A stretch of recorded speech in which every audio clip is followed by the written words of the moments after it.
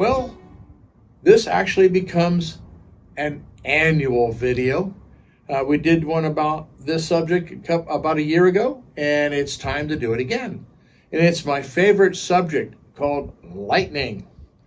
And, or do you really want to experience the power of God, I suppose? And my guys here tease me about our approach to it, because I call it RAT, which means you go around your house or around my business like a rat would, and you stay close to the walls and you unplug everything you can find so that God doesn't rearrange it for you. Which, before I go any further, I want to digress into something that's really important. A lot of people don't realize, in that if you have very high quality audio or video equipment, you may or may not be insured under your household insurance. You may need to declare it as a special item in your house. So take a close look at your insurance policy on your house, because they're going to charge you an insurance based upon the size of the risk.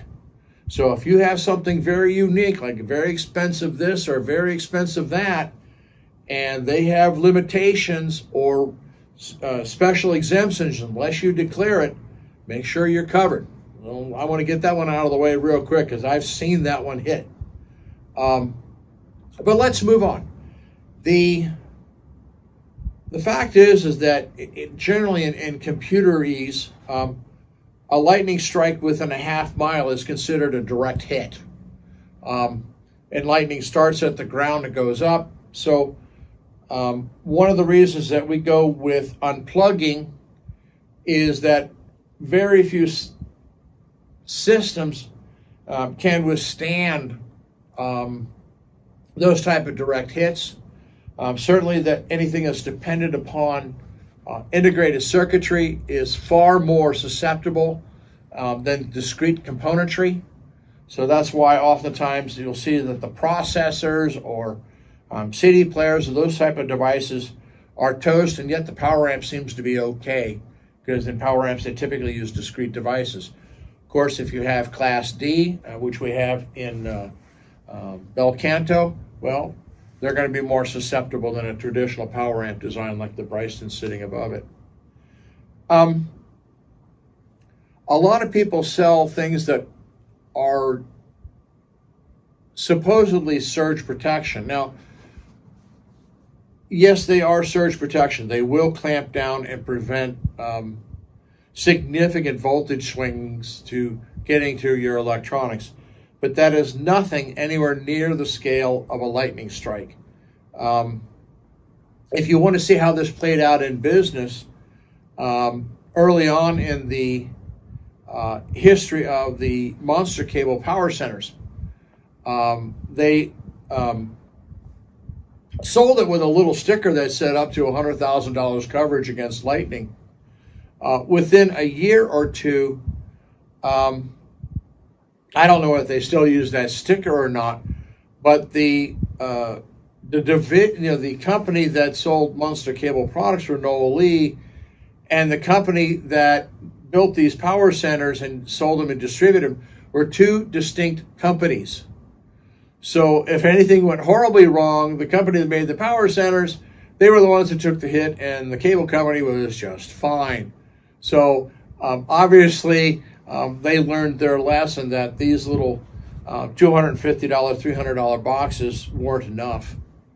I once had the chief financial officer of General Electric here in Cincinnati, who built jet engines.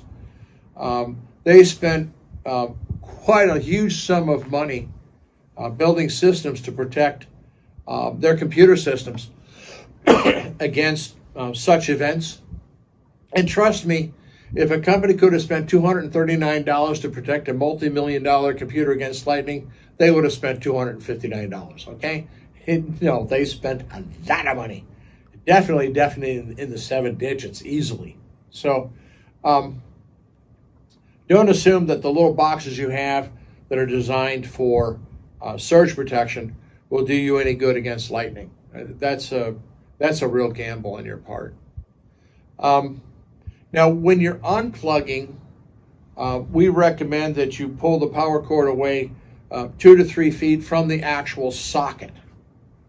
The reason being is that we've actually had a couple customers where their entire systems got fried, even though they were unplugged, but the plug was a mere 2 or 3 inches from the actual socket itself, and so it the jump started, and it not only got all the power cords, but power cord happened to be going across over a speaker cable, so the speakers got to enjoy the show too. And so his entire system was toast, which was a real shame because the Adcom 565 monoblocks were a nice product, and it's turned into toast. So take the time to unplug. If you're going to be away from your home on a trip for any length of time, there may not be a storm today, but there may be a storm tomorrow. Simply unplug to be on the defensive. For those people who live out west, I spent years living in Utah. You know quite well that these little powerful cells can crop out of nowhere, pound the living crap out of an area for 5 minutes, and 10 minutes later, it's gone. So again, if you're going to be away, unplug. So my friends that are west of North Platte, Nebraska, all the way over to really into Nevada itself, I know the experience. I've seen the story. I've lived through it. I had one of my cars beaten to a pulp with hail in a storm that covered literally about 3 square blocks. And thank God a lot of other people suffered the same ways, because my insurance company probably wouldn't have believed it. And how could you only be the one damaged by hail with no one else while the whole 3 blocks get obliterated? But lightning is not something you play with. You don't go outside and watch it, and because it simply knows no mercy. So that's my spring and summer warning for everybody. It's becoming an annual one. Do take the time to check your household insurance to make sure what is covered and what is not. Normally they'll cover things like stoves and refrigerators and microwaves, but if you start talking $5,000 and $10,000 pieces of electronics, they may well not. I know a lot of insurance policies require you to reveal if you have valuable jewelry or watches in your home, and you'll be paying an insurance based upon the replacement value of those items. So some of this audio equipment will fall into that same category. So be smart, watch out for lightning, and if you have a problem, make sure you're insured. There we are. Thank you.